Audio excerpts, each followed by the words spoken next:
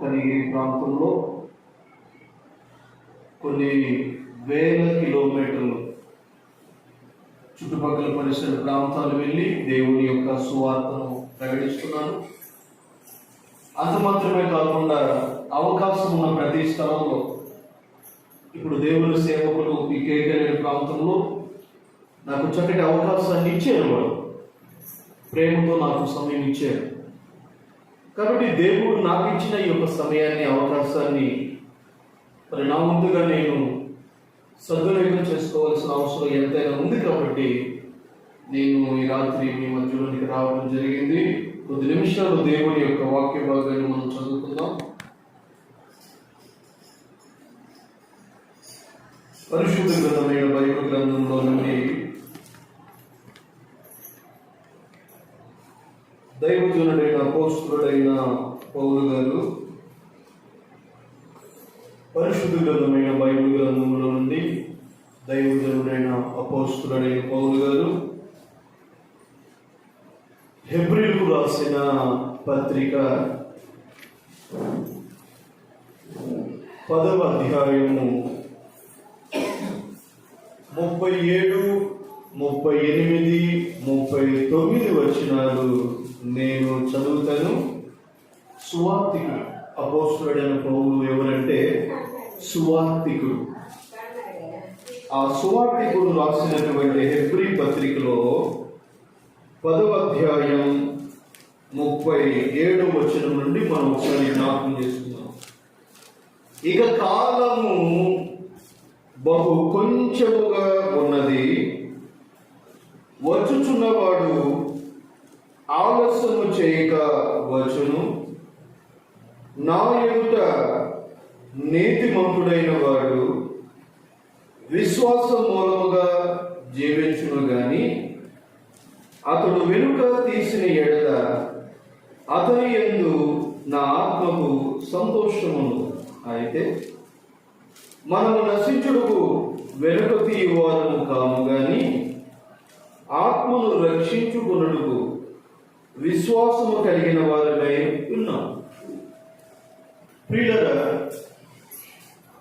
దైవజనుడైన అపోస్తలుడైన పౌలు యొక్క విషయాన్ని మనం జాగ్రత్తగా గమనిస్తే, ఈ పౌలు గారు ఎవరు? పౌలు గారి గురించి దేవుని వాక్యం మనకి ఏమని తెలియజేస్తుంది? ఇప్పుడు ఉన్నటువంటి అపోస్తలుడైన పౌలు గారు గత జీవితాన్ని గురించి మన వాక్యాన్ని గమనిస్తే, తిమోతికి రాసిన పత్రికలో ఆయన అంటారు, పూర్వము నేను దోషకుడును, హింసకుడును, హానికరుడును అని తన సాక్ష్యాన్ని చెబుతారు. సౌలుగా ఉన్నటువంటి వ్యక్తిని దేవాది దేవుడు దర్శించి తన సువార్తను సమాజానికి ప్రకటన చేయటానికి సౌలుని పౌలుగా దేవుడు ఏర్పాటు చేస్తున్నారు. ఇప్పుడు ఆయన ఎవరు? సువార్తికుడు. కాపరి కాదండి, సువార్తికుడు. సువార్తికులు అనేది దేవుడు ఏర్పాటు చేయబడినటువంటి సువార్తికులు. మనం ఒకసారి దేవుని వాక్యాన్ని మనం ఎఫెసీయులకు రాసినటువంటి పత్రిక మనం చూద్దాం. ఒకసారి ఎఫెసీయులకు రాసినటువంటి పత్రికలో ఇదే దైవజనుడైన పౌలు గారు 4వ అధ్యాయంలో 13వ వాక్యాన్ని మనం ఒకసారి గమనిస్తే, పరిశుద్ధులు సంపూర్ణులగునట్లు క్రీస్తు శరీరము క్షేమాభివృద్ధి చెందుటకును పరిచర్య ధర్మము జరుగుటకును ఆయన కొందరిని అపోస్తలుగాను, కొందరిని ప్రవక్తలుగాను, కొందరిని సువార్తికులుగాను, కొందరిని కాపరులుగాను, ఉపదేశకులుగాను నియమించెను. ఇప్పుడు దేవుడు సంఘము అభివృద్ధి చెందడానికి, ఏమండి, సంఘము క్షేమాభివృద్ధి చెందడానికి సంఘం అంటే ఎవరు? మనమే. ఈ సంఘమైన మనము దేవుడు ఏం చేయాలని కోరుకుంటున్నాడంటే క్షేమాభివృద్ధి. ఒకటి క్షేమంగా ఉండాలి, రెండవది అభివృద్ధి చెందాలి. అవునా? మనము సంఘం. దేని ద్వారా మనము కడుగుపడ్డాము, కొనబడ్డాము?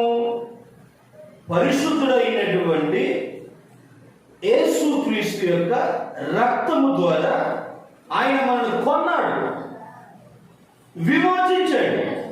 ఎక్కడ నుండి కొన్నాడు? లోకములో నుండి, పాపములో నుండి, శాపములో నుండి ఆయన మనల్ని విమోచించాడు, అనగా విడుదల కలుగజేశాడు. దేనికి?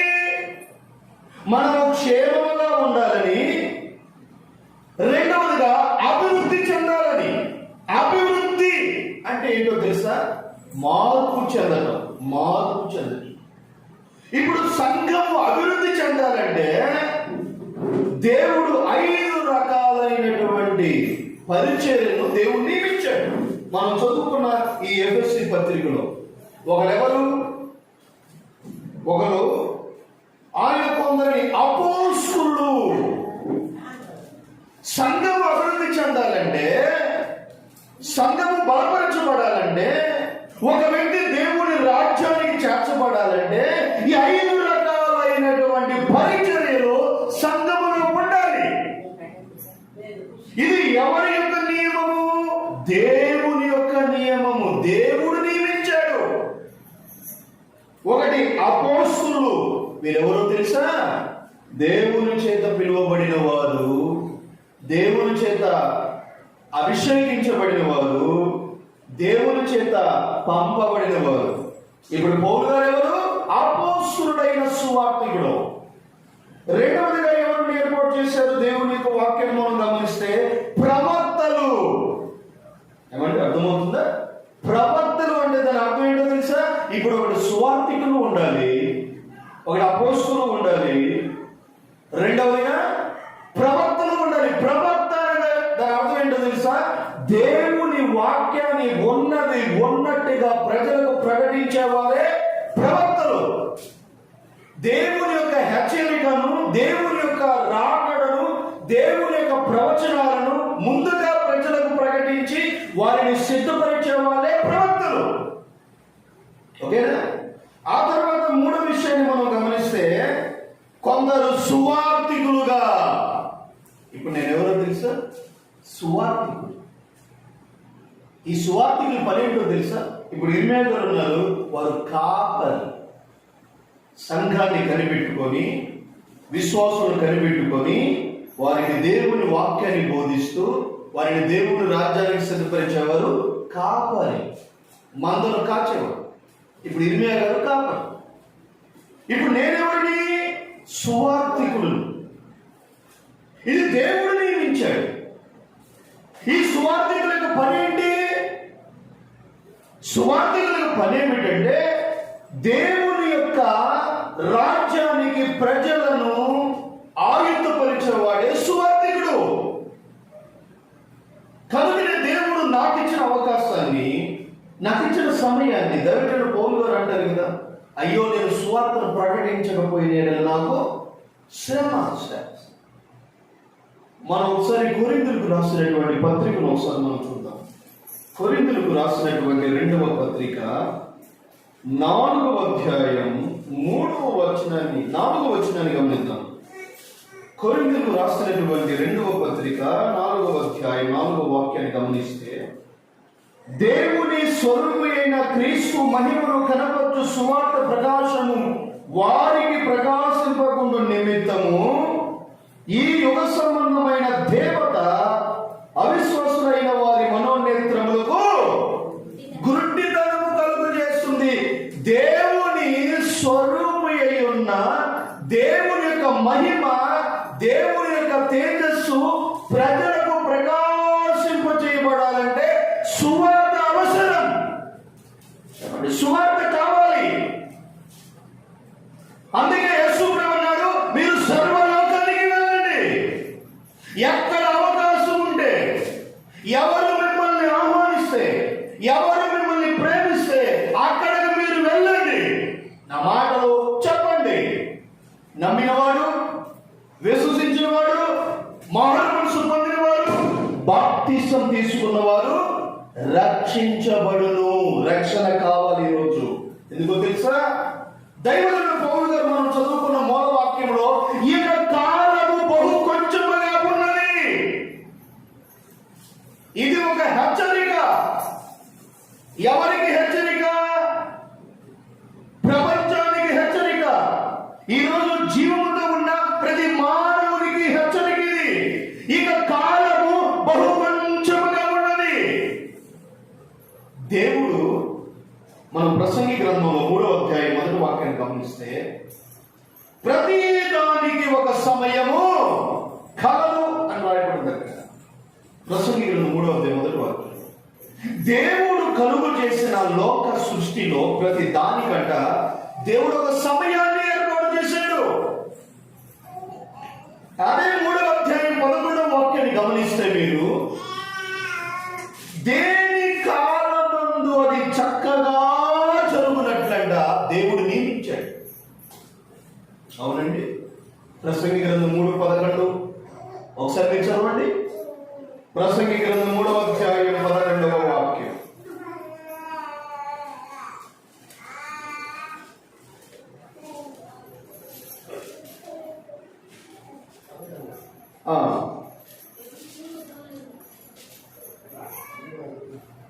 ప్రసంగి గ్రంథం 3వ అధ్యాయం 11వ వాక్యం. దేని కాలమునందు అది చక్కగా నున్నట్లు సమస్తమును ఆయన నియమించి ఉన్న. ఎవరు నియమించాడు? దేవుడు నియమించాడు. ఏమి నియమించాడు? దేని కాలమందు, దేని సమయమందు ఏది జరగవలెనో, ఎప్పుడు, ఎక్కడ, ఎలా జరగవలెనో దేవుడు నియమించాడు. అందుకే యెషయా 55 అంటాడు, యెహోవా మీకు దొరుకు కాలమందు అంటాడు. కాలాలు, సమయములు దేవుని యొక్క అధీనంలో ఉన్నాయి.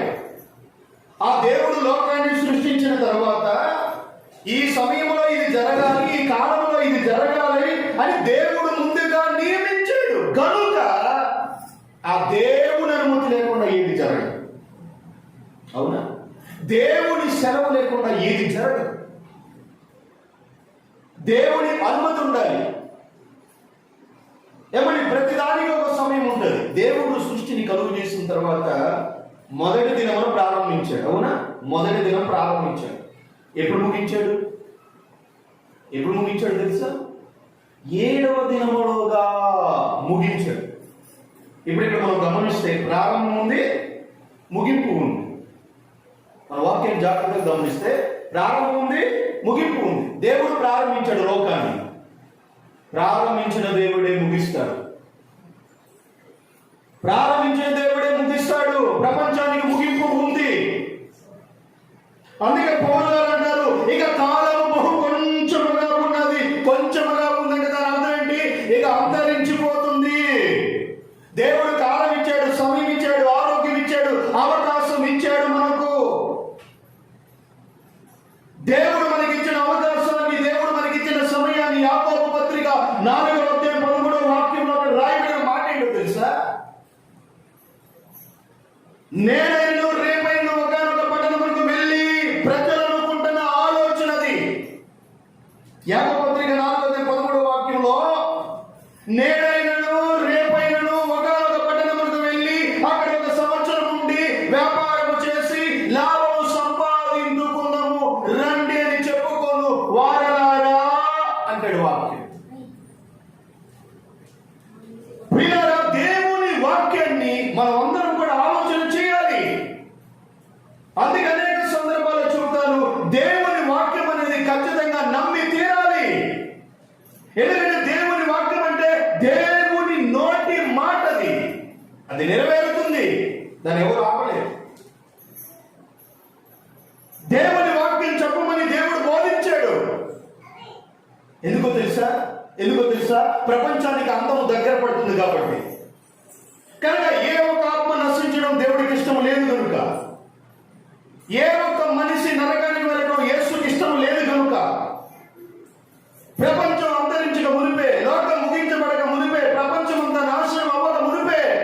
ప్రజలందరూ ఆయన వాక్యాన్ని విని మనసు మార్చుకోవాలనేది దేవుడి కోరిక.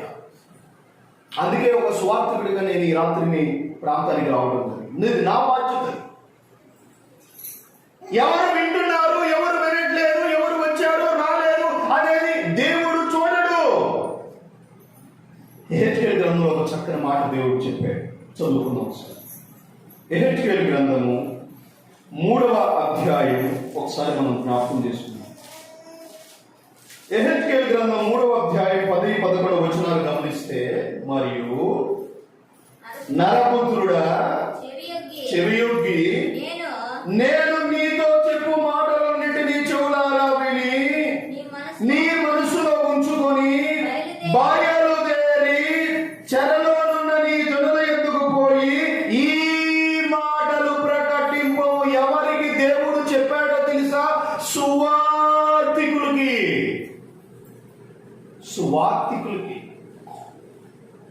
ఆయన చెబుతున్నాడు, నువ్వు బయలుదేరి చెరలోనున్న ప్రజల దగ్గర. చెరలోనున్న ప్రజలు అంటే ఎవరో తెలుసా? బంధించబడిన ప్రజలు.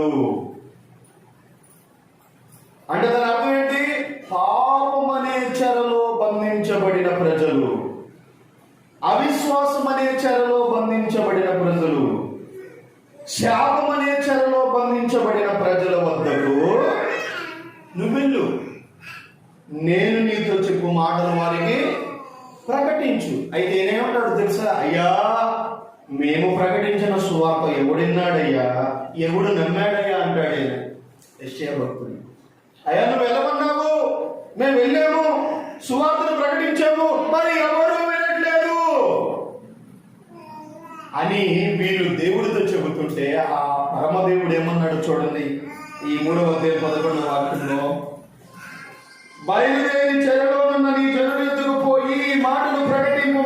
వారు, ఎంత చక్కటి మాట అండి నిజంగా. ఈ రోజున సువార్త అనేది మనం మాటలతో చెప్పుకున్నంత తేలిక కాదు. ఏమండి, సువార్త అనేది మాటలతో చెప్పినంత తేలిక కాదు.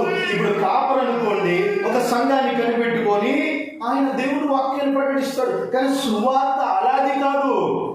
సమయమందు అసమయమందు, కష్టమైన నష్టమైన, వేదనైన కన్నీలైన, ఆకలి దప్పులైన, ఆర్థిక ఇబ్బందులైనా సరే ఆగకుండా ప్రకటించేదే సువార్త. ఈ సువార్తికుల్ని ఎవరు కూడా ఆహ్వానించరు. అయ్యా నువ్వు రా అని ఎవరు చెప్పరు. మనంతట మనము బయలుదేరి ప్రకటించేదే సువార్త. సువార్తనగా ప్రయాసతో కూడినది. పౌలు సేనలు సువార్త ప్రకటిస్తే వారు ఏం చేశారు? చెరసాలలో బంధించారండి. వారు ఏ తప్పు చేసినందుకు వారిని చెరసాలలో బంధించారు? వారు ఏమైనా తప్పు చేశారా? వారు ఏమైనా నేరం చేశారా? వారు చేసింది ఏమీ కాదు, దేవుని సువార్తను ప్రకటించారు. ప్రజలారా, జీవము కలిగిన దేవుడు వైపు మీరు తిరగండి. మీరు ఆరాధించేది ఎవరు? మీరు పూజించేది ఎవరు? మీరు నమ్మిన వారు ఎవరు? ఇది ఎరిగిన వారిగా మీరు ఉండాలి. ఇదిగో మేము ప్రకటిస్తుంది ఎవరినో తెలుసునా? మరణము లేని, మా పాపము లేని, జీవము కలిగిన దేవుణ్ణి మేము ప్రకటిస్తున్నాము. మరణమును గెలిచి లేచిన పునరుద్ధానుడైన, పరిశుద్ధుడైన, సృష్టికర్త అయిన, నజరేయుడైన యేసును మేము మీకు ప్రకటిస్తున్నాము. మీరందరూ ఈ యేసు వైపు తిరగాలి అని పౌలు సేనలు ప్రకటించారు. ఎంత గొప్ప భాగ్యం తెలుసా?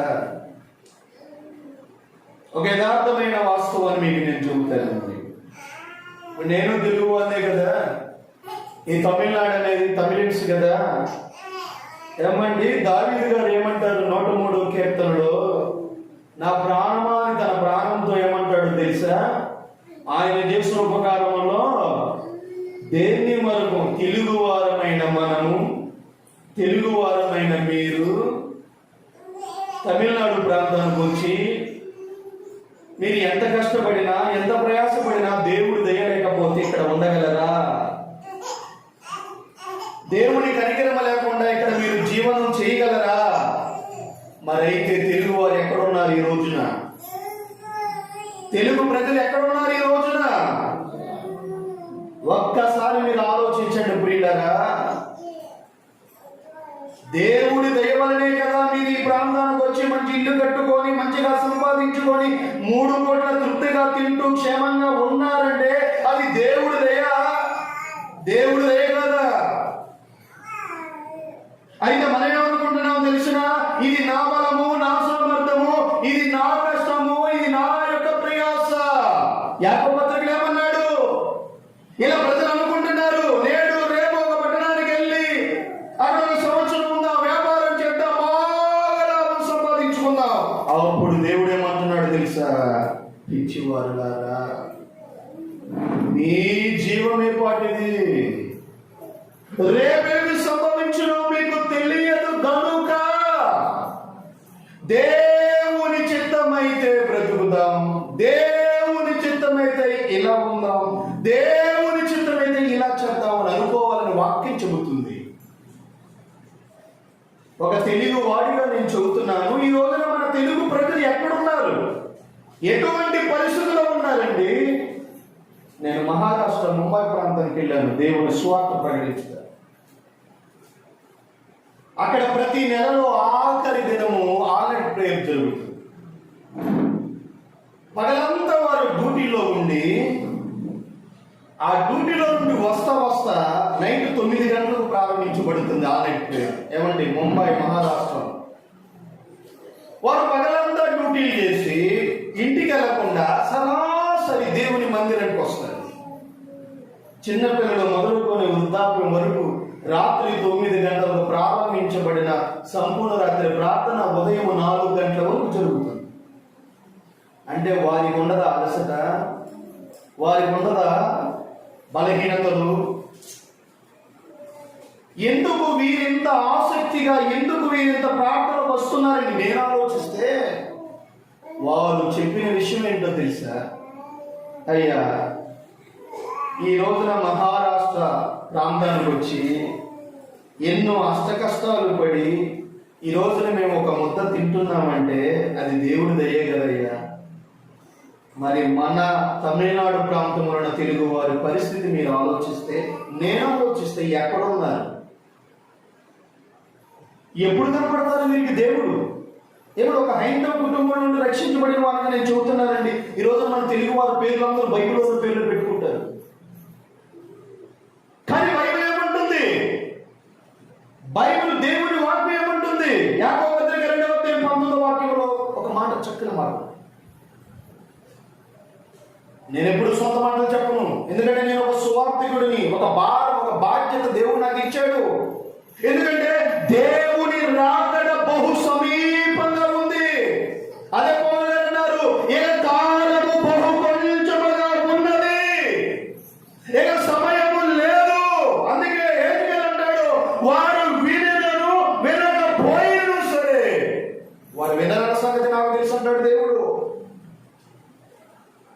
అందుకే ఆయన అంటాడు, నరపుత్రుడా, ఎండిపోయిన ఎముకలు కలిగిన లోయలోనికి నువ్వు వెళ్ళంటాడు. ఎంత చక్కటి మాట్లాడే, నిజంగా హృదయం. దేవుణ్ణి నమ్మటం అంటే, దేవుని ఎరిగి ఉండటం అంటే, అది నమ్మిన వారికి తెలుస్తుంది ఆ భాగ్యం.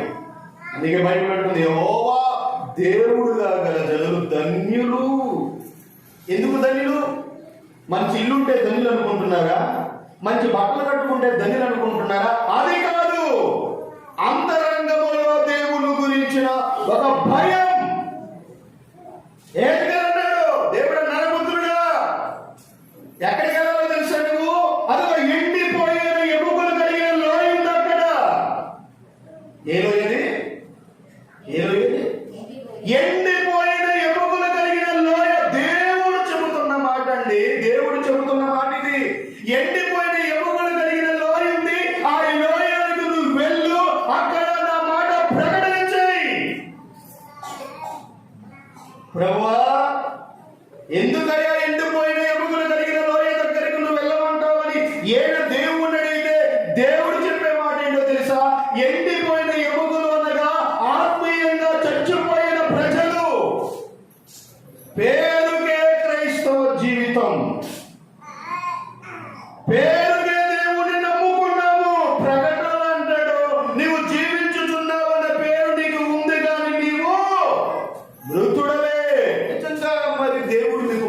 మందిరం ఇచ్చాడు కదా.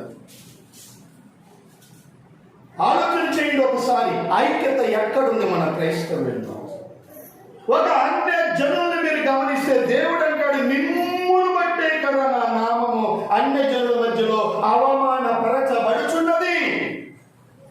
ఏ సహవాసమైనా కావచ్చు, నేను మరలా చెబుతున్నాను, ఏ సహవాసమైనా కావచ్చు, రేపు దేవుని రాజ్యానికి నువ్వు వెళ్ళాలంటే నీలో విశ్వాసం ఉందా లేదా అనేది దేవుడు చూస్తాడు. విశ్వాసం అంటే ఏంటి?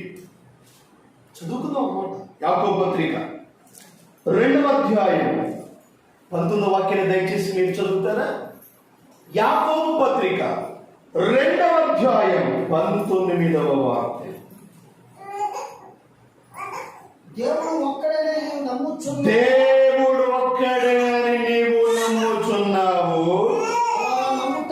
అలాగు నమ్ముట మంచిదే. దెయ్యములు వణుకుచున్నవి. దెయ్యములు నమ్మి వణుకుచున్నవి. తర్వాత వాక్యం.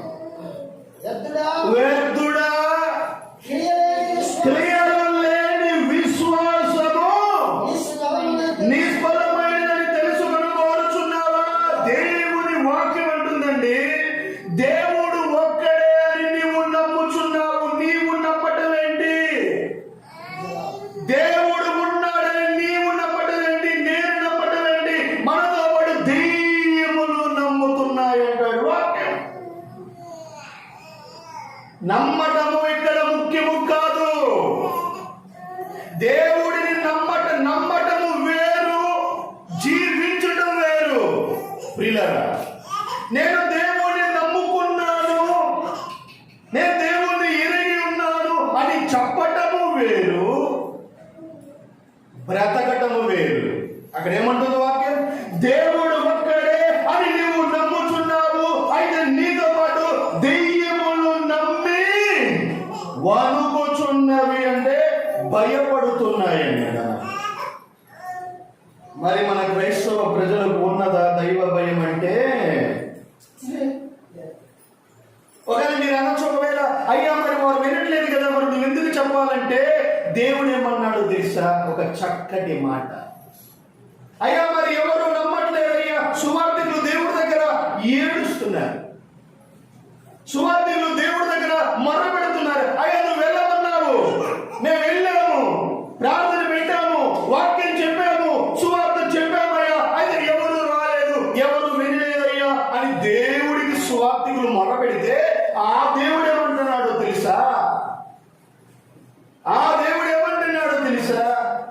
ప్రకటన గ్రంథము 22వ అధ్యాయములో దేవుడు అన్న ఒక మాటను ఒకసారి మనం జ్ఞాపకం చేసుకుందాం. ప్రకటన గ్రంథము 22వ అధ్యాయము 11వ వచనం నుండి మనం ఒకసారి జ్ఞాపకం చేసుకుందాం. కాలము సమీపమై ఉన్నది, అన్యాయము చేయవాడు ఇంకను అన్యాయమే చేయనిమ్ము, అపవిత్రుడైన వాడు ఇంకను అపవిత్రుడైన ఉండనిమ్ము, నీతిమంతుడు ఇంకను నీతిమంతుడుగా ఉండనిమ్ము, పరిశుద్ధుడు ఇంకను పరిశుద్ధుడుగా ఉండనిమ్ము. ఇదిగో ఏమనుకుంటున్నారంటే, దేవుణ్ణి నమ్మటం, నువ్వు నమ్మకపోతే ఎవరికి నష్టం? ఎవరికి నష్టం అండి? ఎవరికి నష్టం? ప్రపంచమే నాశనం అవడానికి సిద్ధపడుతుందని వాక్యం చెబుతుంది.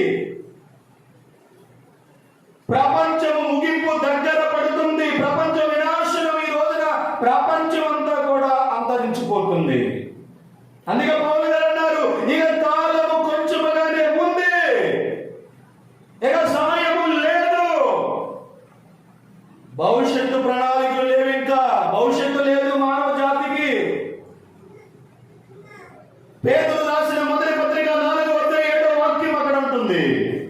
పేతురు రాసిన మొదటి పత్రిక 4వ అధ్యాయము 7వ వాక్యములో ఏమంటుందో ఒకసారి చూద్దాం. దయచేసి చదవండి ఆ మాట.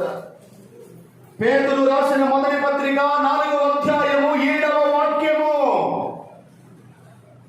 అయితే అన్నిటి అంతము. మరొక్కసారి నుండి ప్రియులారా, చెవులు కలిగిన వాడు, దేవుడు చెవులు కలిగిన వాడు వినుగాక. అయితే అన్నిటి అంతము సమీపమై ఉన్నదంట ప్రపంచ ముగింపు దగ్గర పడుతుంది. మనం అనుకోవచ్చు ఒకవేళ ఈ రాత్రి వేళ సమయంలో ఇంకా భవిష్యత్తు ఇంకేంటి భవిష్యత్తు, ఇప్పుడే ప్రపంచం అంతా యుద్ధాల చేత నాశనం అయిపోతుంటే యేసు ముందుగానే చెప్పాడు. యేసు ఎవరో తెలుసా? భవిష్యత్తుని ఎరిగిన వాడు ఆయన. యేసు ఎవరో తెలుసా? భవిష్యత్తు ఎరిగిన వాడు. ఆయన అన్నాడు మత్తయి సువార్తలో 24వ అధ్యాయంలో, శిష్యులందరూ వచ్చి ఆయన దగ్గరకు వచ్చి, అయ్యా నీ రాకడకు యుగ సమాప్తికి సూచనలేంటి? శిష్యులు వచ్చి యేసు ప్రభువుని అడుగుతారు, అయ్యా నీ రాకడకు యుగ సమాప్తికి అంటే ప్రపంచ ముగింపుకు గుర్తులేంటి? అప్పుడు ఆయన అన్నాడు, మీరెవరు కలవరపడకుండా చూసుకోండి. కలవరం ప్రపంచమంతా ఈరోజు 2019 సంవత్సరం మొదలుకొని ఈ రోజు వరకు ప్రపంచ మానవాళిలో అంతరిస్తున్న, ప్రపంచ మానవాళిని భయపెడుతున్న విషయం ఏంటో తెలుసా? కలవరముతో కూడిన విషపు తెగుళ్ళు. కళ్ళబొలి మాటలు కాదు, ప్రపంచంలో జరుగుతున్న నగ్న సత్యాలు ఇవి. ఇదేదో కళ్ళబొలి మాటలు కాదు, లేకపోతే 4 మాటలు కాలక్షేపం కోసం చెప్పే మాటలు కాదు ఇవి. ప్రపంచం ముగింపు దగ్గర పడుతుంది. యేసు త్వరగా రావు. అందుకే ప్రకటన అంటాడు, ఇదిగో నేను త్వరగా వచ్చుచున్నాను, వాని వాని క్రియలకు తగిన జీతం నడకులు. మరి మీ జీతం ఏంటి? ఈరోజు ఈ మాటలు వింటున్న ప్రియ దేవుని సంఘర్షిస్తున్నారు. దేవుడు మీకు చక్కటి మందిరం ఇచ్చింది. ఎంతమంది ఈరోజు ఆయన సన్నిధికి రాగలుగుతున్నారు? దేవుని వాక్యం ఏమని హెచ్చరిక చేస్తుంది? అన్నిటికంటే అతి భయంకరమైనటువంటి వ్యాధి ఏంటో తెలుసా మీకు? హెచ్ఐవి అనుకుంటున్నారా? కరోనా అనుకుంటున్నారా? క్యాన్సర్ అనుకుంటున్నారా? అన్నిటికంటే ఘోరమైన వ్యాధి, అసలు మందు లేని వ్యాధి ఏంటో తెలుసా? నిర్లక్ష్యం, అశ్రద్ధ. ఒకవేళ కరోనాకైనా కొంత ఉపశమనం కోసం మందు కనిపెట్టవచ్చు మేము. హెచ్ఐవికైనా కొద్ది రోజులు బ్రతకడానికి కొంచెం మందు కనిపెట్టవచ్చు. ఈరోజు క్యాన్సర్ కూడా మందులు కనిపెడుతున్నారు. కానీ మందు లేని నయము కాని వ్యాధి ఏంటో తెలుసా? అతి భయంకరమైన మానవ జాతిని నాశనం చేసేది నిర్లక్ష్యం, అశ్రద్ధ. అది మీ ఇష్టం. అందుకే ఆయన అన్నాడు, వారు వినినా వినకపోయినా సరే నేను చెప్పమన్నమాట చెప్పాను. ఈరోజు ఈ రాత్రి ఒక దేవుని సువార్తికుడిగా, నేను ఒక తెలుగు వారిగా, తెలుగు ప్రజలందరికీ నేను ప్రేమతో చూపుతున్నాను. ఎక్కడున్నారు ఈ రోజున మీ విశ్వాసం? నువ్వు తింటున్న అన్నం మెతుకు ఎవరు ఇచ్చినది? నువ్వు కట్టుకుంటున్న బట్ట ఈ రోజున ఒక తమిళనాడు ప్రాంతం వచ్చి ఒక తెలుగు వారిగా మీరు తమిళనాడు ప్రాంతం అడుగుపెట్టి ఈ రోజున క్షేమంగా ఉన్నారంటే ఎవరిచ్చిందండి? ఎవరిచ్చింది? దేవుడు దయ కాదంటారా? మరి దేవుడు దయ అంటే ఈ రోజున తెలుగు ప్రజలు ఎక్కడున్నారండి? తిని హ్యాపీగా, ఏ దిగులు లేదు. అయితే వాక్యం కూడా అదే ఉంటుంది, లోకులు భయమో లేదనుకుంటారు, లోకులకు నెమ్మది అనుకుంటారు, కానీ అకస్మాత్తుగా దేవుని ఉగ్రత వస్తుంది. నా ప్రియమైన క్రైస్తవ తెలుగు ప్రజలారా, ఒక తెలుగు వారిగా నేను చూపుతున్నాను, ఎక్కడుంది ఈ రోజున మీలో విశ్వాసం? ఈ రోజున తెలుగు వారిగా మనం సిగ్గుపడాలా, లేదా తెలుగు వారిగా మనం గర్వపడాలో? ఈ రోజున తెలుగు ప్రజలను గమనిస్తే ఈ మా సహవాసం ఏ సహవాసం అయితే ఏంటి? ప్రార్థన జరుగుతున్నప్పుడు మీరందరూ దేవుని సన్నిధికి వస్తే అదే సహవాసం. అదే కదా దేవుడు కోరుకునేది. రేపటి దినాన దేవుడు ఏమంటాడు? విశ్వాసం అంటే దాని అర్థం ఏంటి? నమ్మటము కాదు, నీ ప్రవర్తన. అందుకే దెయ్యాలు కూడా నమ్ముతున్నాయి. కానీ దెయ్యములకు మనకి భేదం ఏంటో తెలుసా? దెయ్యాలకు మారు మనసు పొందే అవకాశం ఉంది, బాప్తిసం తీసుకునే అవకాశం ఉంది, రక్షణ పొందే అవకాశం లేదు. ఒక్కొక్క మాట, ఒక్కొక్క లేఖనం, దేవుని మాట మనం వినగలిగితే ప్రపంచం అంచుల దగ్గరకు వచ్చేస్తుంది. మరి ఈరోజు ఎంతమంది సిద్ధపడుతున్నారు దేవుని రాకడ? ఒక మాట యేసయ్య చెప్పిన మాట ఒకసారి జ్ఞాపకం చేస్తున్నాం. మత్తయి సువార్త 10వ అధ్యాయం 28వ వాక్యంలో యేసు చెప్పిన ఒక మాటను జ్ఞాపకం చేస్తున్నాం. మత్తయి సువార్త 10వ అధ్యాయం 28వ వాక్యం.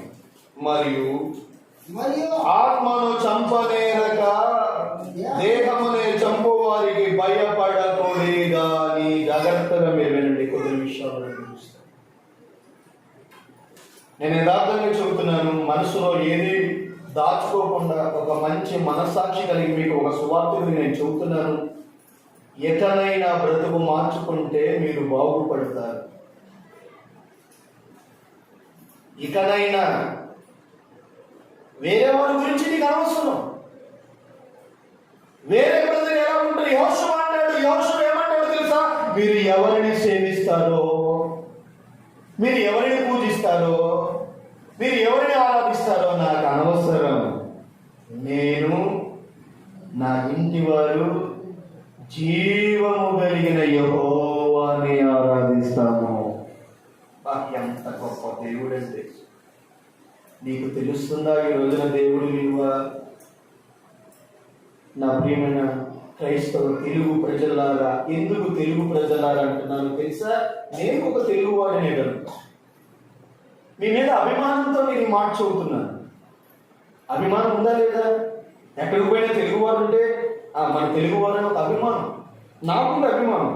అందుకే ఈ రోజున చిన్న సంఘమైన అప్పుడప్పుడు ఇర్మేల్ గారు అంటారు, అయ్యా ప్రజలు ఎవరు రావట్లేదు. అప్పుడు నేనేమంటాను తెలిసిన, ఓకే మంచిది, ప్రజలు వచ్చినా రాకపోయినా సరే మనము ప్రకటించవలసిన సువార్త మనం ప్రకటిద్దాం.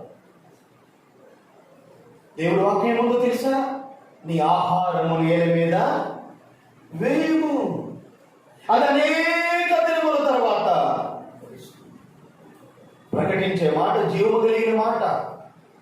ఏదో ఒక రోజున ఎవరినో ఒకరిని దేవుడు పట్టుకుంటాడనే నమ్మకంతోనే ఈ ప్రయాస. కాలాలు మారుతున్నాయి, సంవత్సరాలు మారుతున్నాయి, యుగాలు మారుతున్నాయి, కానీ తెలుగు వారి హృదయాలు కూడా మారాలనే ఉద్దేశంతో నేను ఈ రాత్రి మాట చూస్తున్నాను.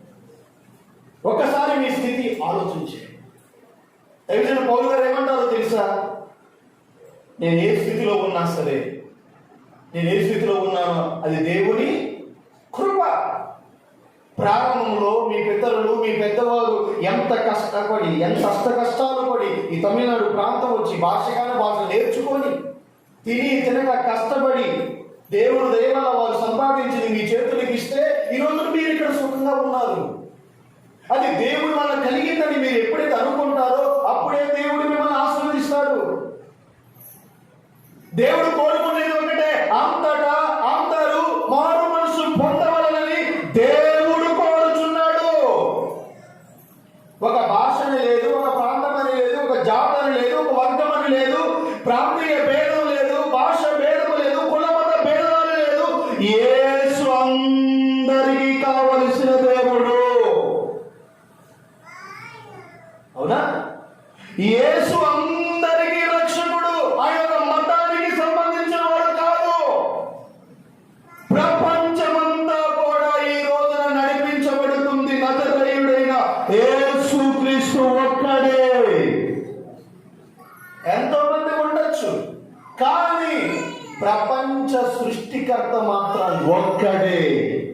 ఆయనే నజరేయుడైన యేసుక్రీస్తు. అది ప్రకటించడానికే ఈ రాత్రి దేవుడు నన్ను మీ మధ్యలోనికి నడిపించాడు. ఇక చివరిగా మీ అందరికీ నేను ఒకటే మాట చెబుతున్నాను. మరి నీ తీర్మానం ఏంటి? అపోస్తలుడైన పౌలు గారు ఏమంటాడో తెలుసా? ఒకప్పుడు దేవుడు ఎరైన వాడు, సంఘాన్ని హింసించేవాడు.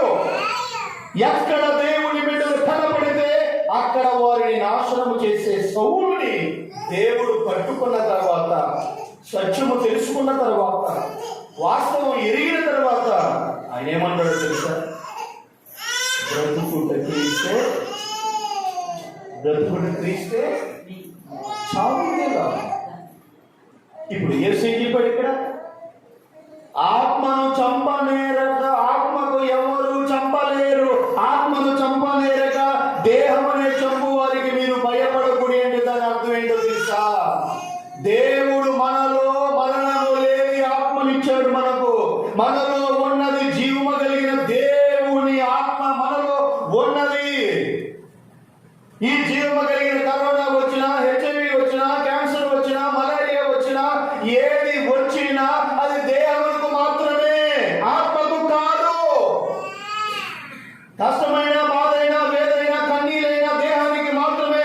ఆత్మకు చావు లేదు, ఆత్మకు మరణము లేదు. అయితే ఒక రోజున యేసుక్రీస్తు ఈ ఆత్మను, దేహాన్ని నరకములో వేస్తాడు. ఆ అధికారం దేవుడికి ఒక్కడికే ఉంది. ఒక పాపము చేత పట్టబడిన ఒక పాపాత్ముడైన స్త్రీని అందరూ చంపాలని ఎదురు చూస్తున్నప్పుడు యేసు ఆ సమయంలో ప్రత్యక్షం అవుతాడు.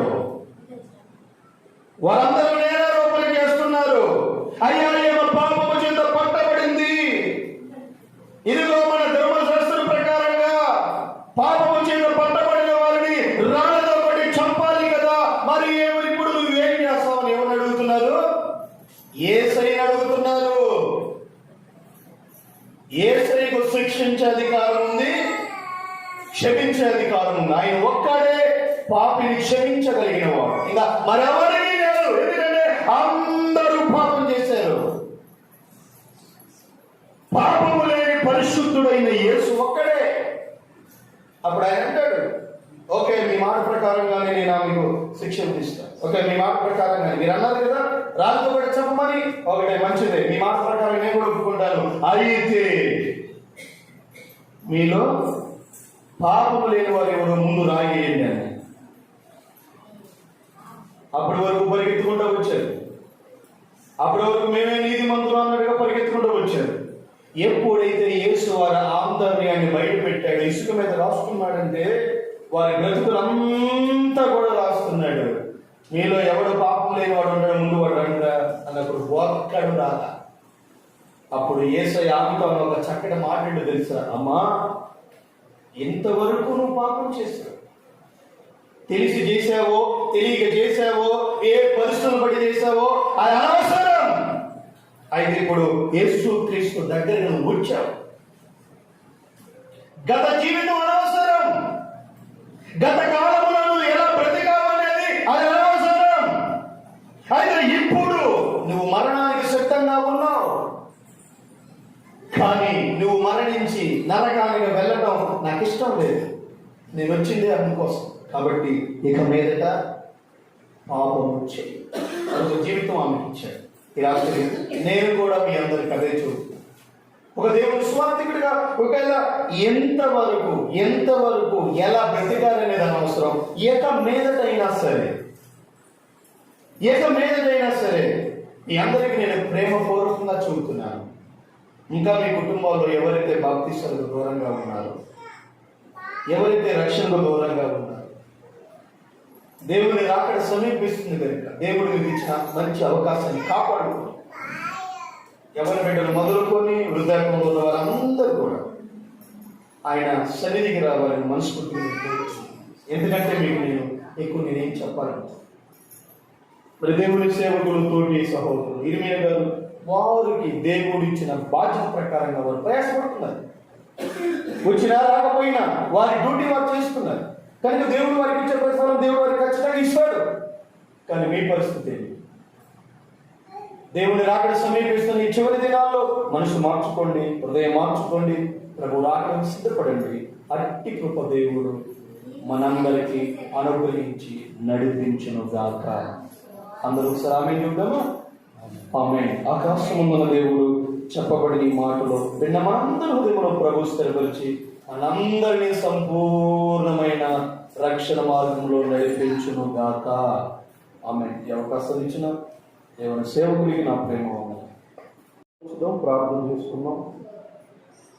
మహాపరిశుద్ధుడైన మా తండ్రి, మంచి దేవుడు, మాకు చాలిన దేవుడుగా ఈ దినములు చూడలేక మా తోటి వారు ఎంతో మంది మరణించి ఉండగా అల్పులము అయోగ్యులమైన మమ్మల్ని కేవలం మీ ఉచితమైన ప్రేమ ద్వారా ఈ దినాలు మీ సన్నిధిలోనికి నడిపించి మీ జీవము కలిగిన మాటలు మాకు వినిపించి ఈ రోజున మా హృదయంలో ఒక నూతన మార్పు రావాలని మీరు మమ్మల్ని మీ సన్నిధికి నడిపించినందుకొరకే స్తోత్రం చెల్లిస్తున్నాం. ఇంతవరకు తండ్రి ఈ ఆరాధనలో మీరు మాకు తోడుగా ఉండి మీ దాసులమైన మమ్మల్ని మరుగుపరిచి మీ ప్రజలతో మీరు మాట్లాడిన విధానమును బట్టి మిమ్మల్ని ఎంతగానో స్తుతిస్తున్నాం. మీకు స్తోత్ర. చెప్పబడిన ప్రతి మాట ఈ మైక్ శబ్దం ద్వారా ఈ మందిర ఆవరణములో ఉన్న విన్న ప్రతి హృదయములో కార్యములు జరుగునుగా కని ప్రార్థిస్తున్నాం. ఇంకా ఎంతమంది అయితే రక్షణకు, మారు మనసుకు, బాప్తిస్మానికి మీ సన్నిధికి దూరంగా ఉన్నారు నా తండ్రి, వారిని మీరు దర్శించండి, వారితో మీరు మాట్లాడండి, వారి హృదయంలో మీరు కార్యములు జరిగించమని ప్రార్థిస్తున్నాం. ఇదిగో ఈ రాత్రి అయ్యా మీ దాసులు ఇర్మియా గారిని బట్టి, వారికి ఇచ్చిన బాధ్యతను బట్టి, వారికి ఇచ్చిన భారమును బట్టి ప్రభువా మీ సన్నిధిలో ప్రార్థిస్తున్నాం. మీ దాసులు చేస్తూ ఉన్న పరిచర్యను, పడుతూ ఉన్న ప్రయాసను మీ కృపలో వర్ధిల్ల చేయండి. మీకు స్తోత్రాలు. క్రీస్తునందు మీ ప్రయాస వ్యర్థము కాదన్నారు. మీకు స్తోత్రాలు. మీ దాసులు చేస్తున్న ఆ ప్రయాసను మీరు ఫలింప చేయండి. అనేక మంది ప్రజలను మీ సన్నిధిలోనికి నడిపించండి. మీకు స్తోత్రం చేయండి. ఇదిగో ప్రభువా, వారు ఎంతో ప్రయాసపడి ఫేస్బుక్ ద్వారాను, యూట్యూబ్ ద్వారాను బిడ్డలు తండ్రి వాక్యాన్ని అందిస్తూ ఉండగా సహకరిస్తున్న బిడ్డలందరినీ మీ కృపలో జ్ఞాపకం చేసుకోండి. ఎవరు సహకరిస్తున్నారో యేసు నామములో వారికి దీవెన కలుగునుగా కని ప్రార్థించండి. ఇంకా బిడ్డలు ఐక్యపరచండి, ఇంకా బిడ్డలు సమకూర్చండి. బిడ్డలు చేస్తున్న ప్రతి పనిని మీరు దీవించండి. మరి ముఖ్యంగా ఈ కేయాలయ సంఘాన్ని, తెలుగు బాప్టిస్ట్ చర్చిని మీరు ఆశీర్వదించండి, మీరు బలపరచండి. మీకు వందనాలు చెల్లిస్తూ ఎంతవరకు మీరెంతో దీవెనకరంగా జరిగించారు. సమస్త మహిమ, ఘనత, ప్రభావములు మీరు మాత్రమే పొందుకోండి. నజరేయుడైన యేసు నామమున ప్రార్థించి అడుగుచున్నాము తండ్రి. మన తండ్రి అయిన దేవుని ప్రేమ, మన ప్రభు అయిన యేసు క్రీస్తుని కృప, పరిశుద్ధాత్మ దేవుని సన్నిధి సహవాసం ఈ రాత్రి ఈ ఆరాధనలో పాల్గొందిన ప్రతి ఒక్కరికి, సకల కోటి పరిశుద్ధులకు సదాకాలం తోడయుండి నడిపించుగాక. ఆమేన్.